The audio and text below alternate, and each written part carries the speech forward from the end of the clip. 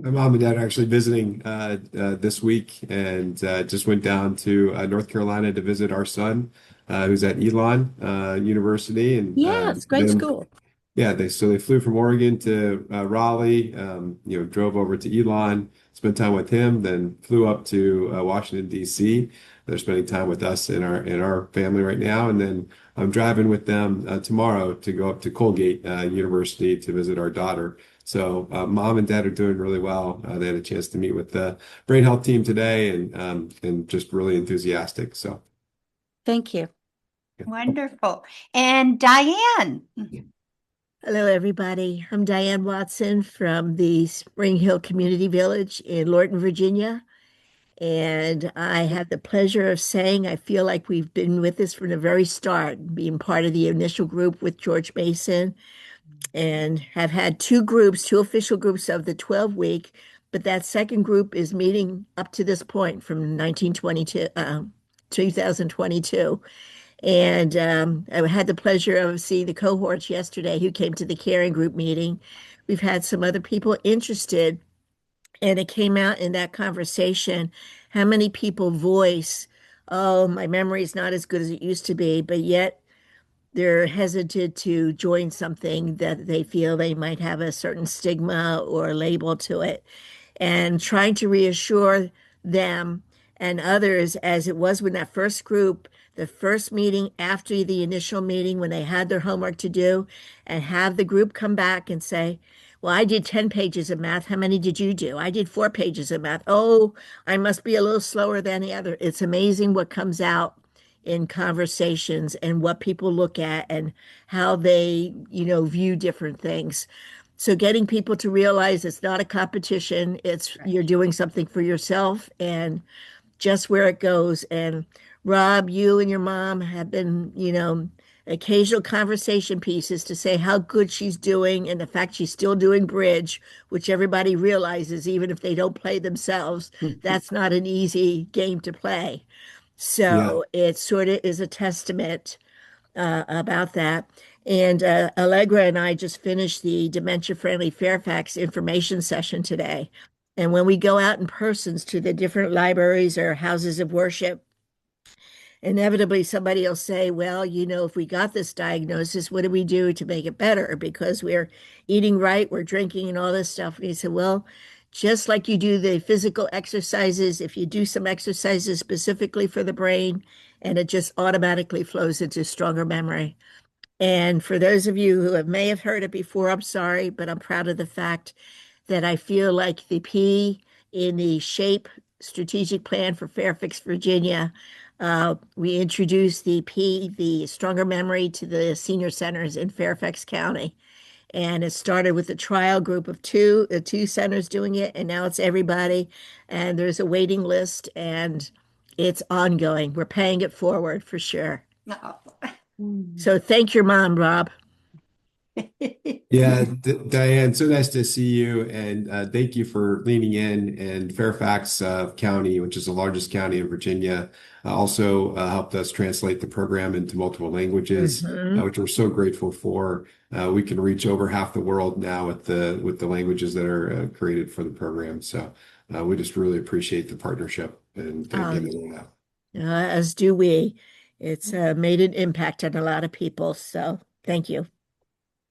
Great. Well, so great meeting you all. And we're joined, of course, our team, Jessica Fredrickson, Michelle Wanzer, Taylor Lane, and our guest today, Ask Him Anything, Rob Liebreich. So, Rob, if you want to give a little a talk too about what you're willing to answer, maybe that Yeah. would be fun. Oh, yeah. I'm over the moon. I'm sort of kicking myself because I know my mom and dad would love to be here, to be present with you all right now. They're just meeting with some other Goodwin living folks. My mom just beat us, my dad and I both in cribbage last night. So, she continues to be a card maven, but also mahjong and other things. And none of it really could have been possible without this work that she's put in every day, really attentive to reading out loud, writing by hand, and simple math, and that being the real big, elixir. Who would have thought, 14 years ago that this would have been the change factor for her that would allow her to keep her cognition strong enough to build relationships with her grandchildren, strong enough to continue to travel with her husband, to build relationships with her friends. So just really grateful for having the chance to be associated with my parents. I know it sounds funny, but I'm just so proud of them and my mom in particular for leaning in because you talked about a stigma and that's real.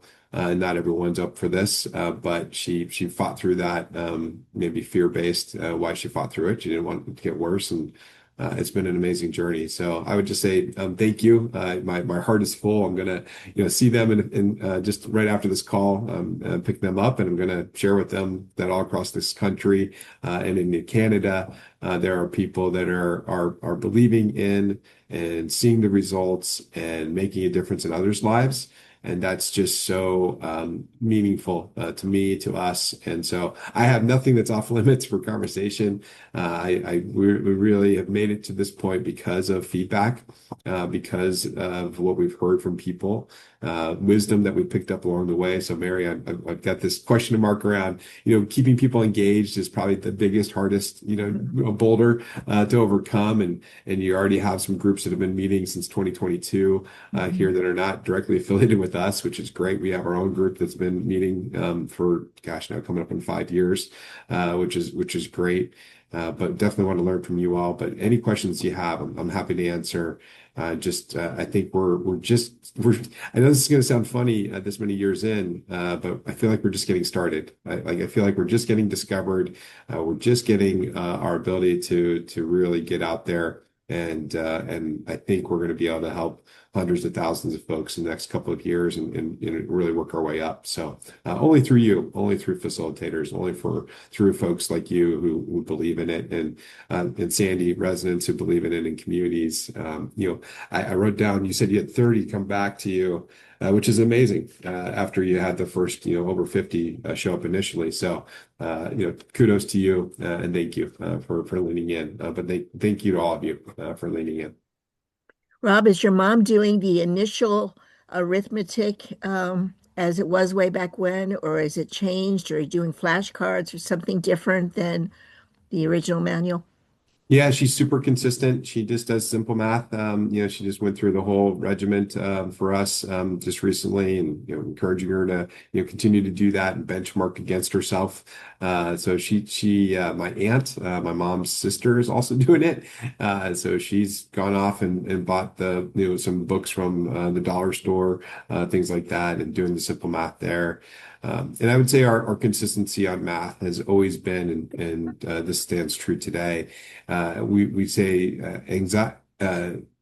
math that does not create anxiety is the level that you should reach up to. And if you are finding yourself frustrated by the math or it's creating anxiety, you're actually introducing chemicals that are counter beneficial to the work that we're trying to accomplish. So that's the threshold, and that's why we have stages in the program. Not everyone passes through stage one. Sometimes in nursing home environments, we just go with numeracy and we don't even do math. We just walk through the numbers and number recognition. So it's really flexible, but the key is to have to do the work, whatever level is appropriate for the individual. I do remember, and I've shared with some of you maybe years back. My mom's been on this journey for almost 14 years now. And several years back, she's like, it's not working anymore, Rob. Like I'm trying everything, it's not working, and I think it's not going to be good for me. And I said, well, let's walk through all the details, Mom. Is Dad snoring too loud, keeping you up? Like, is there a sleep issue? Is there all kinds of things? I'm not a doctor, but over the 20 plus years of serving older adults, you get a list of things that you try to check on. UTIs, all these things, vitamin deficiencies, stress, etc. Nothing was in play for her at the time. And I said, well, tell me about stronger memory. Tell me about what you're doing for math. And she said, I'm starting to do really, complicated division, and it's hard, and I don't think I'm doing very well at it. And I was like, okay, let's stop doing that. Let's go back to the easy stuff. And within just a couple of days, she reverted back in her cognitive health. And so that was the only change we made. So I felt pretty good about that, figuring that part out.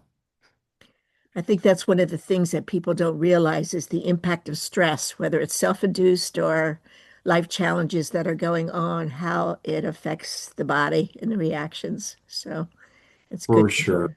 For sure. It's part of, my mom and I have a debate about this. She doesn't love the way that we created the program. We don't have an answer key. And I intentionally did not put an answer key in because we didn't want to create stress. It wasn't about getting the problems right. It was about going through the exercise of doing the problems. And whatever your answer, congratulations. Great job. Let's try the next problem, right? It's more about doing the process versus getting it right. Over time, some people are really sticklers for getting it right, but ultimately, it's doing the math that's the most important. But it really shows how someone who doesn't have any diagnosis of a cognitive impairment or dementia, how they answer the questions, because we said in the front, don't write in the logbook. So, you could be using it over and over. I found myself speaking aloud, 1 and 1 is 2, and how the patterns go up. You 2, 3, 4, 5, you expect the next one is to be 6 and it's 16, and Yeah. that sort of thing. And then even with the reading out loud, you think, okay, you read silently and you see a multisyllabic word and everything, and you say it right, you got the context right. You go to say it 10 times fast, in actuality. It makes you realize how the stronger memory is working, like the oral muscles of the mouth and the face, and with the handwriting, how you're doing the fine motor movements and everything. It's not just putting words to the paper, it's using the body, which is getting signals from the brain to do it all. So it Yeah, was a good that's right. program. That's right. Thank you, Dave.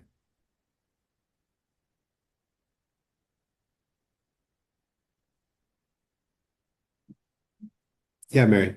So I was just wondering if you could catch us up on the current research that's being done. If I recall correctly, when I know this was like a year ago when you were here, there was you were continuing to do research, but there was some you'd gotten feedback that they wanted more supporting results before while you were being evaluated for as an evidence-based program.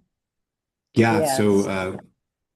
yeah, we did have that feedback, and so we've had more published reports since that time, and I think that's what they were looking for. We had the work that George Mason has done, which is the largest university in the Commonwealth of Virginia.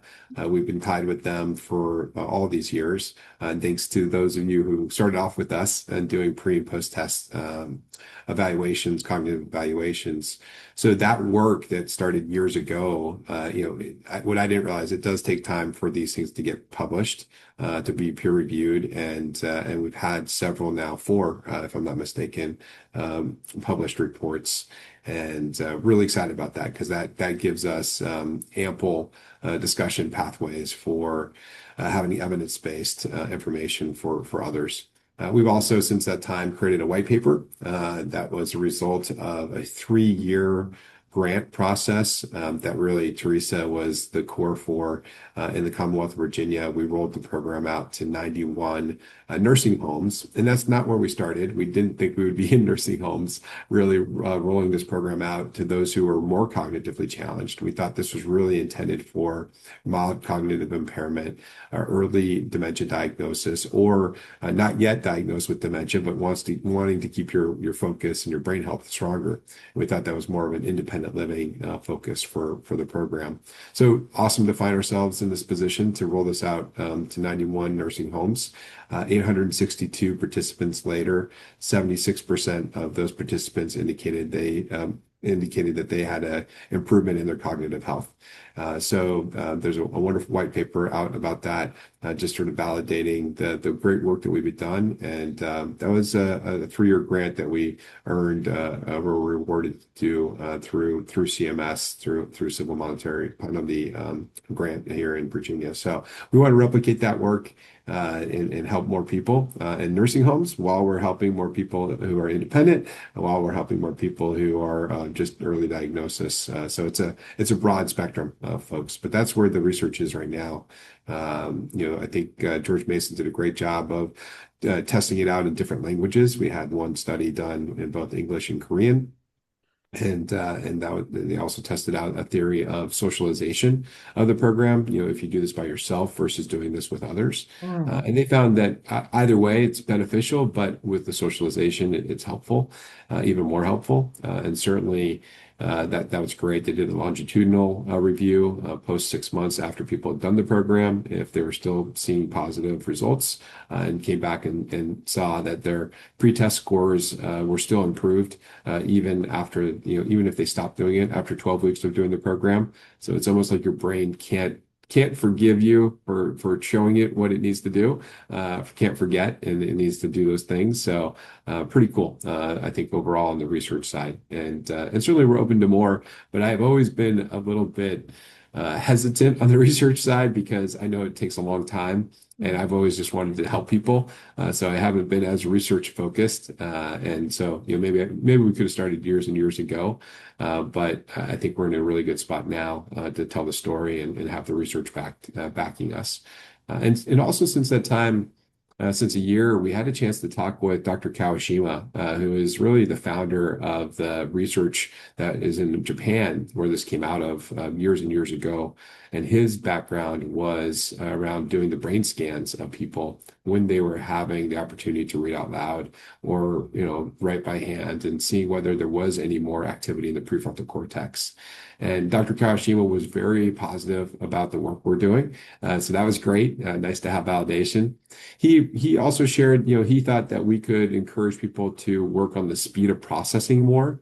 And I would say that's one area where we talk about doing math quickly. That's a really important factor for the program, is we want people to do it, in a fast pace that works on the speed of processing. And he even suggested that people could read out loud fast, or to do these other steps fast. And that feels a little funny to us, candidly. But I think that's his opinion. And he's also come up with some new technologies that he spent millions of dollars helping to develop, where you can test or see the blood flow to the prefrontal cortex and really see it real time. So it creates what they share as a neurofeedback loop. And that's an interesting addition to the discussion that we're having with folks. Not sure if it's something that people would do all the time, but at least, initially, if you're showcasing the program to new people, to see right away, like, oh, reading out loud versus reading silently really does engage the brain more. Okay, well, I'm going to do that, right? And that's a new part to the equation. So when they do those scans that you're talking about in real time, so to speak, is it PET scans where they're actually seeing the colors that show how active a particular part is or not? Go ahead, Teresa. Yeah, it's actually functional MRIs that they're using. So it also does, in those scans, you do see the colors in a very similar way to the PET scans. But of course, they're looking at the different layers. But the functional MRI, of course, is nice because of the no radiation, a little bit of magnetic stuff is going on, but no radiation. But it's really neat how they set those up. So that someone can actually lie back in the machine. They have them now where they're more recumbent than fully supine, lying flat, but they have a contraption that fits over the chest, and then a mirror that's on the top. And so when they ask someone to write, the person isn't actually looking like we would, directly at the paper, but they are looking up in the mirror, and then they're using their hand to write. Same thing with the reading aloud. So it's really kind of cool the way they came up with that. And that's because, of course, they have to have the head holding extremely still or that affects the image if there's movement of the head. So they figured out a way around it. And I find that just fascinating that they were able to do that. And remember too, with EEGs, when they're measuring also brain wave activity, it used to be that they actually had to sometimes shave parts of your head to get the electrodes on. And now they have this like fashion knitted healthcare worker cap that you put on, and the electrodes are built in. And the neat part is, as long as you don't have anything like barrettes or anything in your hair, it can fit right over the scalp without having to shave any parts of your head, and it's extremely sensitive. So they're coming a long way with that, and I think that's super exciting that it's not that unusual anymore to find. Usually university related medical centers have the ability to do these functional MRIs and these very specialized electroencephalograms for when people are doing different activities. They do the same thing for musicians, so that they can lie flat and yet play the instrument, and then they can see the music up in the mirror while they're playing it. So really Right. fascinating. Talk about eye-hand coordination, Yeah. being in a position not there. Years ago when I was still working and going through a continuing ed thing, and it was when PET scans first came into play as opposed to these functional things. And it was a story about a Pulitzer Prize person who had been in an accident where the truck in front of them had to stop suddenly, and they had, how they have that thing at the back with the red flag. It went off and went into his car and impaled him. And so they did the surgery, removed it, went through, rehab and everything, got to the point where he was going back to work, and essentially he got told, well, you're back to work, you can't have any more time off, you can't be malingering, they said everything is okay and all this sort of stuff. And at that point in time, it sounds like the PET scans were just coming into being, and they went and did a PET scan on him. And for those of you who don't know, there's a color, it shows the activity of the parts of the brain. And if everything is right and good, it's a red, orange, yellow. And if it's not so good, it's purple, blue, black. And apparently, where the part with the writing and everything on this gentleman, they said, you did it, you should be working. It was purple. It wasn't as good as they thought. There was injury that was everlasting, kind of thing. So to hear about these functional MRIs and the positioning that you're talking about, you might want to throttle technology sometimes, but it is being very helpful in this grand scheme of things. So that's pretty cool. Yeah, I want thank to you. ask And a Matt, I know question. you, oh, hold on one second, Susan. I know Matt had a question, and we'll come back to you. That'll be great. Yeah, so kind of moving away from the research a little bit, although it's probably still research relevant. Um, Something that I get a question all the time, and something that I've noticed is the writing prompts that are in the packet. Wide variance in the prompts. Some of them are almost like writing a memoir, writing about your first kiss or the first time you rode a bike or something very memory related. And then some of them are like creative writing prompts. Like if you were an alien, describe your first day on Earth, right? Is there like a different advantage between like a creative writing prompt and more of like a memory oriented prompt, or is it really just the Yeah, writing? great question, Matt. From our vantage point, from my vantage point, it's just about the writing. So the prompts are intended to create conversation. The prompts are intended to be reminiscent, a lot of them. And so that's why you see sort of this first kiss, first job, first paycheck, first vacation, those type of things. And with the idea that, and pretty much most people, vast majority of people could do that reminiscent work. And at the same time, not everyone loves to do that. So, a little bit of variety to encourage the writing is why you have the variations. But it's just about getting people to write. I mean, that's the key. And we have had a number of folks who've said, the writing prompts have been awesome because even parents who've done this and their kids have come upon their writing afterwards, they have seen it as a memoir. and they are getting answers to questions they didn't even think about asking. And they're really enjoying being able to hold those memories of their loved ones. So there's a sort of a double hope there that we'll create those. We had one couple early in the pilot program back in 2020. They said that they'd been married for close to 60 years. And they started to do the prompts together, and they said, we're spending hours, like we haven't had this kind of, together time engaged on a question for years. And we're just so enjoying going through the prompts and talking about it and reminiscing and thinking through. And so that was also an unintended consequence, but a good one. Okay. I was going to ask, soon you're going to have a generation of people who will be doing this program who have not had cursive.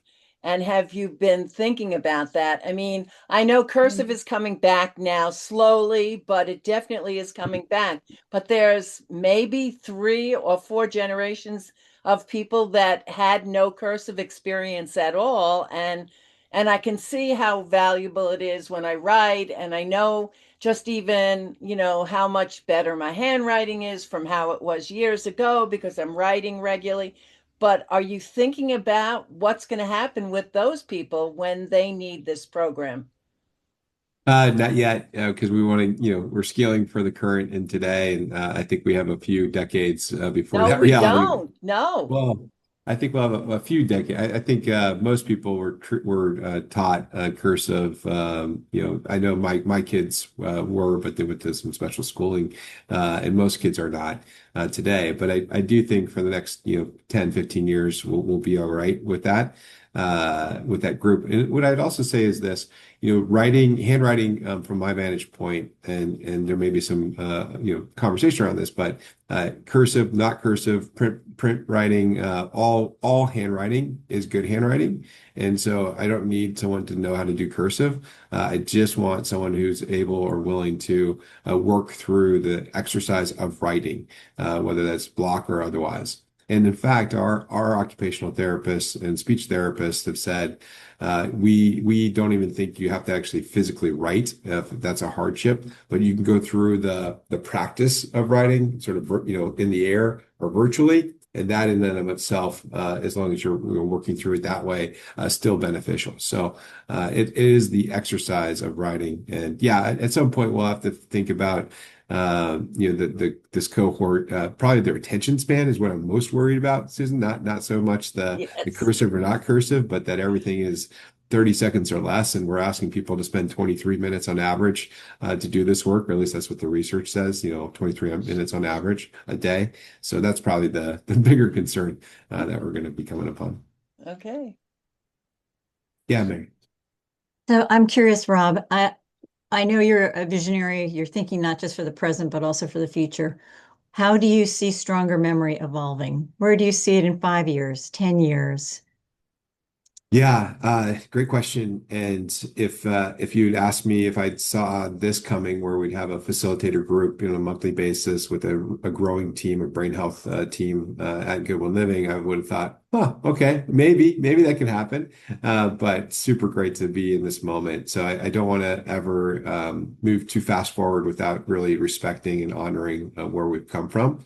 And then I would say, we have an opportunity, and Mary, part of what I'd love to hear from you is how you're keeping people engaged, because I think we've kept this super low tech, and we've done that really intentionally. So people can go online, they can download the program, but we're not asking you to do any apps, right, for the program. And so that's been a long conversation we've had. We are getting closer and closer to believing we need to digitize the tracking of people doing the work. So, how do you get your gold star in the day? What kind of reminder system do you have that says, don't forget to do your, stronger memory today? Is there a way to capture someone reading out loud with AI companions, those type of things? So I think we're coming into a phase soon, hopefully very soon, even this year, we will be able to digitize the program. and not not everything, right? You still have to do the handwriting, you still have to read out loud, you still have to do the math, but at least tracking of doing the work and keeping people attentive to doing the work. I think that's the next step for us. And then we're, as an organization as a whole, we serve about 4,000 older adults in the Northern Virginia area, DC area, with our services, and we serve another 1,300 with housing. So, 5,000 in total through the work we do daily. And what we recognize through Stronger Memory is that we have a bigger role to play. We should be doing more on sharing preventative health tools throughout the country. I'd love, Regina, you referenced the idea of having the library involved up in your market area, and that's exactly what we're excited about, is just getting this out to be mainstream. Obviously, Fairfax County is working with us right now. Loudoun County has already done this, where they've rolled it out through their libraries. Library systems are starting to pick up the program. Having a pathway to folks to check out the program in their local library sounds perfect for us, so that anyone and everyone can have access to it. And then creating groups throughout, reading groups, partner groups, stronger memory groups throughout the country. It sounds right to us too, where people come together. This is what my mom's doing. She's got like 5 different reading partners. She's reading 5 different books. They're all, they both have copies of the book. They're both reading out loud to each other. But there's such value to having that socialization. Socialization beats isolation, and that's the key. So I think that's where we're headed, Mary, is both digitization of tracking, making sure we have a pathway there, and then really elevating this opportunity to have the program accessible to a lot more people, and then creating groups throughout the country where people can come together and find camaraderie and just fun to read together, or do the math together, or do writing prompts together. I think that's where we're going, but that's why these calls are so important. What you tell us really does shape where our future goes. So. When you mentioned about the socialization aspect in your paper, I think it was, was it socialization in one-on-one, somebody who might be more challenged, needing somebody else to guide them, or people in a group of multiple people doing the same exercise? What did you mean by that? Yeah, we've seen it both ways. We've seen it with one-on-ones and people, if someone has a hard time writing in a skilled nursing environment, having the person hand over hand, working with them to do the writing initially. And then, over time, that person is showcasing their own ability and skill, or having small groups of folks to come together. We even had, bigger than small groups come together and just work through doing the math together, doing a section of writing together, so that you're making sure that you get the work in daily. And that's the rhythm. So we've seen it in both ways. Yeah. And I think Marty has a question. You're on mute, Marty.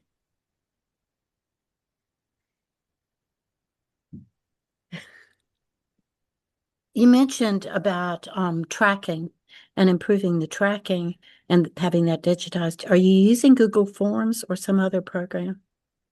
Yeah, we're looking at doing this through. We have not been using Google Forms, although any which way you all would like to do it, we would encourage that. A lot of different ideas moving forward is the right idea for us. So we don't have a prescriptive way yet. We're looking at a different technology that ties in physical movement and exercise as well. Because we really understand that, we love stronger memory. We think it's important. We hope it's making a difference in lives. And we also know that physical movement is probably, the most important part of this equation. So that's what we're looking at doing, is tying in the reminders with a tool that also can give you reminders on exercise or movement as well. Thank you. Yeah. Mary, did you want to share just a few thoughts on keeping people engaged too? I mean, I'm happy to answer more questions, but I don't want to lose the chance with your wisdom. Oh, well, thank you. It's not my wisdom, I'll have to say. We have a wonderful facilitator named Mickey Sayers, who has realized that having it as experiential as possible. And so let me give you an example. So she saw the prompt that had to do with a memory of your favorite candy or something like that. And so we happened to have some Cracker Jacks and she brought them in. And so eating the Cracker Jack became the prompt to what is your first memory of what does this remind you of? What comes to your mind? And so with that as our springboard, Mickey has started to integrate more and more experiential activities with what's already in the stronger memory structure, but making it more sensory. Love it. Yeah. Love it. Yeah, that's great. Yeah. That's So great. again, it's still low tech, but it really is much more engaging. Yeah, what a nice layer to add to that. Yeah, I was at a community called Rose Villa in Portland. It's a senior living community, and I was visiting and I saw some artwork that was done there. They had taken flashcards and put it and framed it and put it in just a piece of art, right? Mhm. I thought that's perfect. That's exactly what, if we want people to do math, simple math, and they're sitting waiting for the elevator, like, hey, just, go through these flashcards where you're at. And you can imagine a rotation of that art.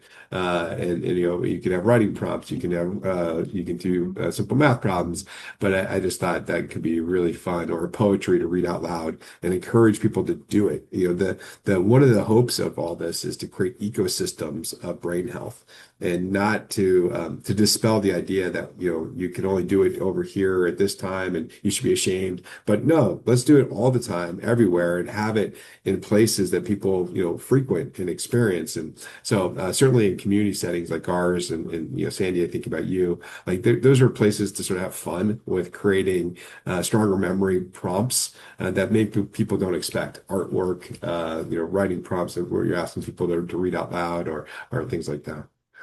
They have the frames where people can put pictures on a rotating scale. It'd be interesting Yeah. to do just what you're saying there. Yeah. Just having it more frequent, more available. That seems to be helpful. I remember when I started this program, it wasn't called Stronger Memory. We had it under a different moniker back in Seattle. I was in an assisted living dementia care community. Every day we had the activities of the day on one side of the sheet, and on the back we had writing prompts, simple math problems, and we would bribe our residents to do it every day. We gave them what we called Madison bucks. The community was called Aegis on Madison. So we gave them money, and people really appreciated that. They would turn those in every day, and they use those dollars to buy things from the local store for us, and those type of things.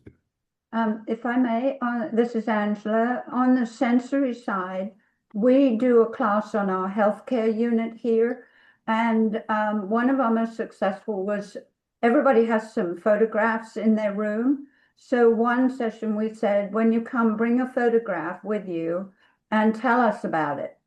And it was wonderful because they shared not only what was in the photo, but when it was taken. And it was just, and having that in their hand as they were talking, I think made a difference. Yeah. I think layering on that, Angela, is great because you have that great reminiscence that occurs in that moment. And then you can also layer in, like, write about this picture. Tell us when this was taken. Like, you can get the handwriting part sort of built into that moment as well, and then have them read out aloud those feelings in addition to sharing. But I think you can tie reminiscence in with handwriting when you tie in those pictures. That's a great idea. Thank you The for other sharing. one we did, which did involve writing, was we asked them to think about what they would put in a time capsule. Mm, And they had a week to think. We told them in advance, and so they had time to think about it. And then when they came in, they wrote what the three things were that were most important to them. And that prompted some things that we didn't expect. wow, that's What were fun. some of those things? Some of them were personal, like family photographs and that sort of thing. And then some of them were more historic. One woman wanted to put in a recipe written in cursive to show people how we cooked, what ingredients we used, and how our recipes were written, which I thought was kind of wonderful. So it varied across the board. That's great. That's fun. It's interesting to hear how people do their activities. In the groups vary, obviously, the personality. Some people say, okay, I do one in the morning, one in the afternoon, one in the evening. Mm. I do the one I hate the most in the first so I can get it over with. Yeah. You Yeah. know, We call it I, eating the frog early. yeah, exactly. And there was one that always stands out even to this point. I don't have dinner until I do my activities. I Mm. really like dinner, so I'm going to That's be sure to do my activities. So it's really great. interesting. But when you made the remark about doing the cursive, putting the hand over, I got to thinking how many of us had did the Palmer cursive penmanship Mm. kind of thing. And then also doing it in space for those people that are having issues with carpal tunnel and everything. And if it really does do the same thing, doing it in space, that's the perfect answer for that. So, Yeah. it, Yeah, I think there's power to that. Eileen, we used the mini Mocha for that test, so pre and post, and there were several other tests that were used also in the research, and I'm sure the team can provide that to you to sign your note in the chat. the I was one thing thinking, that you said that makes me question stronger memory, and this came up yesterday, as a matter of fact. Was there any thought about having a different name? Because some people, I'll give you an example. Where I live, it's made up of four developments, four neighborhoods, and one of which is an assisted living facility. mm, They named that initially the Crossings, and they had to change it to Harmony because so many people said, I'm not ready to cross over. I don't like the crossings. yeah. And stronger memory implies that you're at a deficit to begin with in some minds. Mm. Has that ever become a topic of conversation of labeling it? Yeah, when we first named this as is, it was around what is going to be a name that's knowable quickly in terms of the intent. And what we also know is that most of the apps and programs that are out there for brain health are used by the 20 somethings and 30 somethings.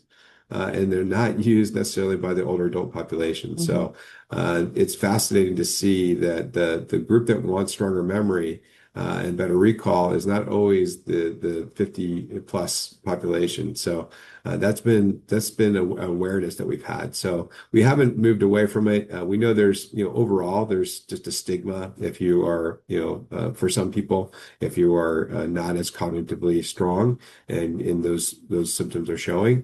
But no, we haven't moved away from the name yet. And at the same time, Diane, this is what we would say. If you don't use stronger memory as a name, but you call it whatever you want, call it your tulip Hmm. program, you call it whatever you want, like Hmm. that's great. That's the Our interest is conclusion. Yeah. yeah, our interest is to get people doing the work, whether you call it by stronger memory or you retitle it, whatever you'd like, that's fine. Our mission is to get people doing the work. So, Matt, I saw you had yeah. Yeah, I just a small note from like my experience with the name Stronger Memory, because whenever we have a new member or someone interested in the member come to the center, interested in becoming a member come to the center, I'm usually the tour guy in college. I kind of got stuck with that job, but I like it. And I always mention through the program Stronger Memory, and to the people who that would probably be most useful for, they hear Stronger Memory and they instantly become interested in that. Mhm. And then Okay. I kind of run through like a 30-second version of like what I usually tell new people who come to it for the first time, how it's research based. It comes out of George Mason University in Virginia. I mentioned the story about you and your mother, and like basically it's structured in like 3 10-minute exercises for once a week, and then you should do it at least 3 times a week total for like the minimum effect. And people always seem interested by that. So at least having the Great. memory in the name is useful for us. Yeah, thanks. That's helpful. I would ratchet your minimum requirement up to four. So the times that we've talked with the folks that did the initial research from Japan, they did this in a nursing home in called Eliza Jennings in Ohio, and the folks there were very definitive that at least 4 times a week you should be doing this work, if not more. So just a little bit of a reframe on that one, but everything else sounds Sounds great. I was just thinking about Kelly on here and others. The one gift that you all can give us back is if you have stories that we can share with the rest of the world. We really want those stories. It really resonates. Testimonials resonate. Real people going through real experiences, like Sandy, you referenced a couple. Like that's super helpful to get out into the social media space and social media world. And we've got more capability on our team to do that now, and really want to showcase those stories. Kelly's been great with the Granite up in New Hampshire, getting into the news, sharing it as well. So where you have programs, it's sort of it serves us by helping more people learn about the program, but hopefully it serves you all by creating more excitement and interest in the programs. So just encourage you to do that. You mentioned the importance of connections, which when you talk to people, you say, which part do you like about this the most? Even in that first group at George Mason, the social connection, the once a week gathering, and that's the gathering point for this one in particular. But when you're talking about that in the handwriting, ironically, it's the same lady who wouldn't eat dinner unless she did the three activities. She was writing something about a memorable vacation or a memorable activity, and it involved her brother, that they hadn't been as close as they had been. And when she was in the course of writing that 10 minutes, it urged her to get to the phone and talk to her brother, and it established that link again of Wow. where they were at that time, and they got Wow. back on track to connecting. So Wow. there's Wow. a story for you, Rob. I love it, Diane. I love it. I love it. Great. I love this group. I really appreciate all of you. If you have questions along the way, we're here for you. We're here for your success. We really appreciate your thoughts and wisdom on how we can make the program better, more accessible. Appreciate the layering idea and really the experiential idea, Mary, that you shared. So thank you for that. That's really, really encouraging. Those are great tidbits for everyone. And I'm sure we'll share those with the broader facilitator community as well. So.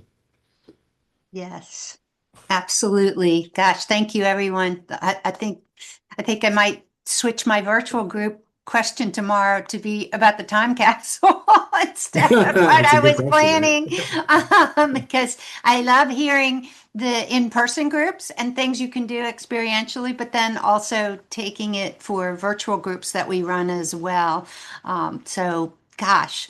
Thank you all. I know we're a little over time, but I'm just so grateful that everyone was able to attend. Of course, we are recording this, so generally within trying to get it out, usually at least within 10 business days, if not sooner, we'll be sending that out. Mary, I know you had asked about the link to the white paper, and I know Taylor gave that, but let's also, when we send out after this meeting, we'll also attach the link to the white paper as a follow-up to the meeting for this group. And gosh, we're just so grateful for everything that you do and all the people that you are helping on a regular basis there. And if Stronger Memory can be one of the tools in your toolbox, we're super appreciative and certainly here to be supportive. So do not hesitate to reach out to us, and we wish you well the rest of the week, the rest of the month, and the rest of the springtime that's finally arriving for all of us. It's Thank been a you. Thanks so pleasure, much, everyone. everybody. So Yeah. appreciate one. you. Thank you. Thank you so you. much. Thanks again. Bye. Bye.